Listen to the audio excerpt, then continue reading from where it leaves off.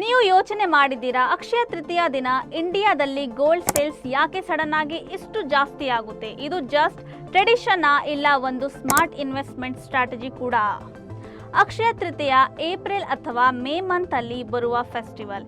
ಇಂಡಿಯಾದ ಒಂದು ಮೇಜರ್ ಹಬ್ಬ ಮಾತ್ರ ಅಲ್ಲ, ಇದು ಒಂದು ಮ್ಯಾಸಿವ್ ಶಾಪಿಂಗ್ ಈವೆಂಟ್ ಕೂಡ, ಸ್ಪೆಷಲಿ ಗೋಲ್ಡ್ಗೆ. ಮೊದಲು ಇದರ ಮೀನಿಂಗ್ ನೋಡೋಣ.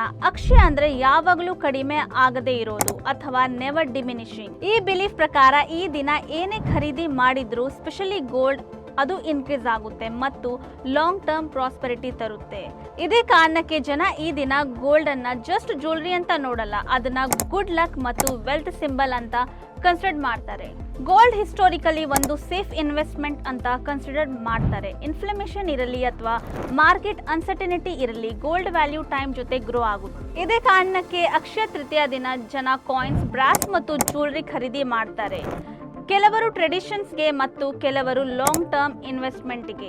ಇಂಟ್ರೆಸ್ಟಿಂಗ್ ವಿಷಯ ಏನಂದ್ರೆ ಈ ದಿನ ಜ್ಯುವೆಲರ್ ಸ್ಪೆಷಲ್ ಆಫರ್ಸ್ ಕೊಡ್ತಾರೆ. ಝೀರೋ ಮೇಕಿಂಗ್ ಚಾರ್ಜ್ ಅಥವಾ ಡಿಸ್ಕೌಂಟ್ಸ್, ಇದರಿಂದ ಡಿಮ್ಯಾಂಡ್ ಇನ್ನೂ ಜಾಸ್ತಿ ಕೊಡ್ತಾರೆ. ರಿಸಲ್ಟ್ ಏನಂದ್ರೆ ಒಂದು ದಿನದಲ್ಲಿ ಜ್ಯುವೆಲರಿ ಸ್ಟೋರ್ಸ್ ಅಲ್ಲಿ ಹೆವಿ ರಶ್ ಮತ್ತು ಗೋಲ್ಡ್ ಸೇಲ್ಸ್ ಸ್ಕೈ ರಾಕೆಟ್. ಹಾಗಾಗಿ ಅಕ್ಷಯ ತೃತೀಯ ಜಸ್ಟ್ ಒಂದು ಫೆಸ್ಟಿವಲ್ ಅಲ್ಲ, ಇದು culture plus belief plus smart ಮನಿ ಮೂವ್ ನ ಪರ್ಫೆಕ್ಟ್ ಕಾಂಬಿನೇಷನ್. ಈ ತರ ಇನ್ಫಾರ್ಮೇಟಿವ್ ಕಾಂಟೆಂಟ್ಸ್ ಬೇಕಂದ್ರೆ ನಮ್ಮ ಚಾನೆಲ್ಗೆ ಸಬ್ಸ್ಕ್ರೈಬ್ ಮಾಡಿ.